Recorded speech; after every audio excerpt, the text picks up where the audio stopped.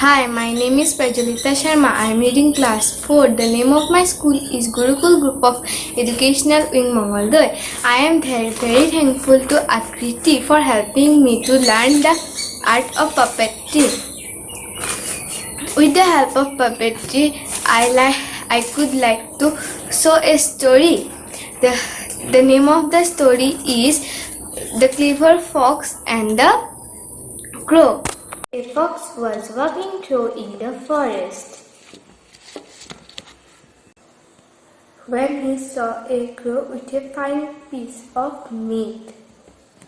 The fox wanted her meat piece and decided he could be clever enough to outwit the bird.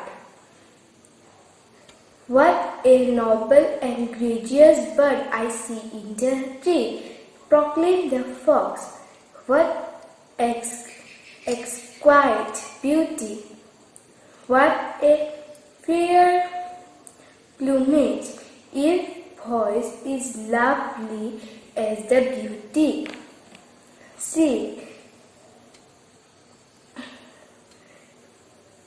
could no doubt be the jewel of the bird." The crow was flattered by all this talk. She opened her beak and gave a cry to show her voice.